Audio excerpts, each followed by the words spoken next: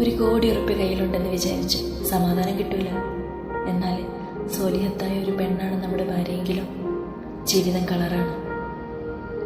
നമ്മുടെ മുഖത്ത് നോക്കി എപ്പോഴും പുഞ്ചിരിക്കുന്ന, നമ്മെ സമാധാനിപ്പിക്കുന്ന, സന്തോഷിപ്പിക്കുന്ന പെണ്ണ്.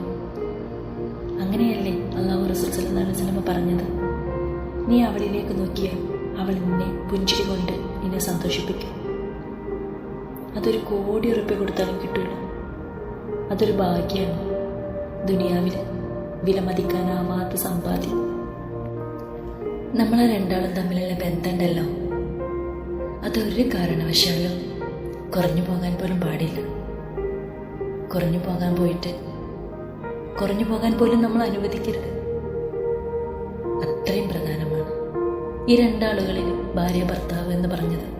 നമ്മുടെ ജീവിതത്തിൽ കുറേ ആൾക്കാരൊക്കെ ഉണ്ടാവും, പക്ഷെ അവരൊക്കെ പോകും. നമ്മളൊരു കടൽ തീരം പോലെയാണ്.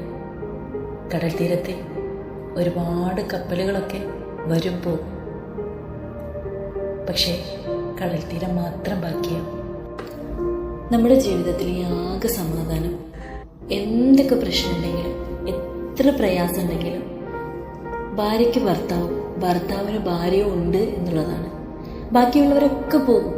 ഒരു വലിയ മരത്തിൽ ഒരുപാട് കിളികൾ വന്നിരിക്കും.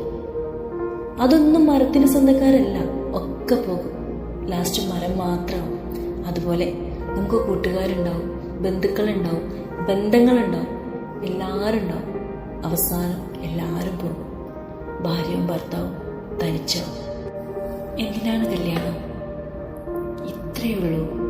ഒരാളുടെ സങ്കടങ്ങളിലും സന്തോഷങ്ങളിലും വിജയത്തിലും പരാജയത്തിലും നഷ്ടങ്ങളിലും നേട്ടങ്ങളിലും രോഗത്തിലും ആരോഗ്യത്തിലും അയാളുടെ കൂടെ നിൽക്കുന്നതിൻ്റെ അല്ലെങ്കിൽ അവളുടെ കൂടെ നിൽക്കുന്നതിൻ്റെ പേരാണ് പാർട്ട്ണർഷിപ്പ്.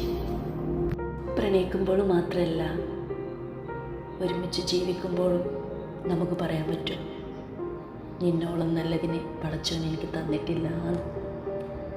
എടോ, you are not just my favourite person. ജീവിച്ചിരിക്കുമ്പോൾ എത്രത്തോളം സ്നേഹിക്കാവോ അത്രത്തോളം സ്നേഹിക്കുക. കാരണം മരിച്ചതിന് ശേഷം നമ്മൾ എന്തൊക്കെ കൊടുത്തിട്ട് ഒരു കാര്യമില്ല. സ്നേഹം, കരുണ, കരുതൽ ഇതൊക്കെ ആവശ്യമുള്ളപ്പോഴാണ് കൊടുക്കണ്ടേ. അല്ലാതെ ആത്മാവും ശരീരവും വേർപിരിഞ്ഞ് മണ്ണിലെ പുഴുക്കൾക്ക് ആഹാരമായി മാറുമ്പോൾ എന്തൊക്കെ കൊടുത്തിട്ടും ഒരു കാര്യമില്ല. ഒരു മനുഷ്യായുസ്സിൽ നമുക്കൊരാൾക്ക് കൊടുക്കാൻ പറ്റുന്ന ഏറ്റവും നല്ല സമ്മാനം എന്താണെന്നറിയോ? നമ്മുടെ സമയം. പറയാനും കേൾക്കാനൊക്കെ ഒരാളുണ്ടാവാന്ന് പറയുന്നത് അത്ര ചെറിയ കാര്യമൊന്നല്ല.